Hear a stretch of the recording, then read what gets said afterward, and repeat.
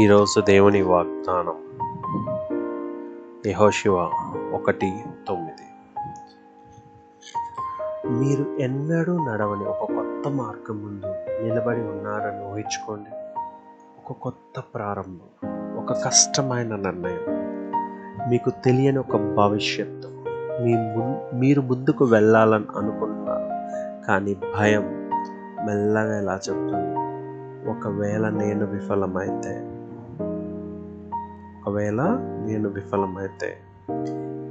యెహోషువ కూడా అలాంటి పరిస్థితులను ఎదుర్కొన్నాడు. అతడు ఒక పెద్ద బాధ్యతను తీసుకోవాల్సి వచ్చింది. తాను అనుసరించిన గొప్ప నాయకుడు మోషే ఇక లేరు. ఇప్పుడు ఇజ్రాయేలును ముందుకు నడిపించే బాధ్యత యెహోషువపై ఉంది. అతనికి ఎంత భయం అనిపించి ఉందో ఒక్కసారి ఊహించుకోండి. కానీ ఆ సమయంలో దేవుడు యెహోషువకి ముందున్న ప్రతి మార్గం యొక్క పూర్తి మ్యాప్ ఇవ్వలేదు. దానికి బదులుగా ఇంకా గొప్పదైన ఒక వాగ్దానం ఇచ్చాడు. నేను నీతో ఉన్నాను. ఒకసారి మన వాగ్దానాన్ని చదవదాం. యెహోషువ 1:9.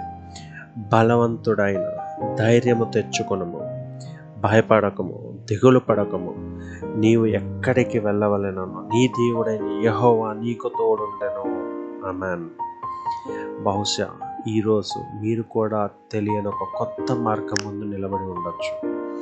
ముందు ఏముందో మీకు తెలియకపోవచ్చు, కానీ మీరు ఒంటరిగా నడవాల్సిన అవసరం లేదు.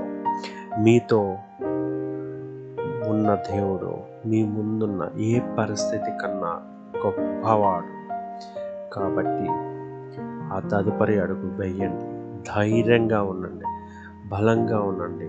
దేవుడు ఎప్పుడూ మీతో ఉంటాడు. ఆమేన్.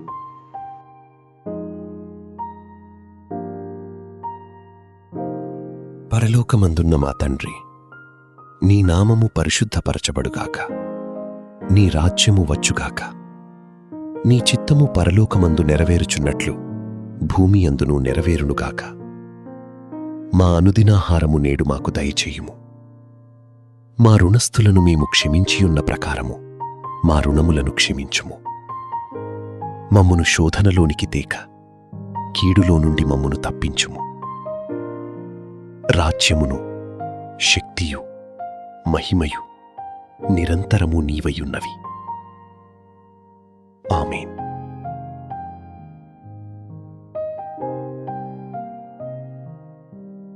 Thank you for watching. Don't forget to like, comment, subscribe, and share. May God bless you. See you in the next video.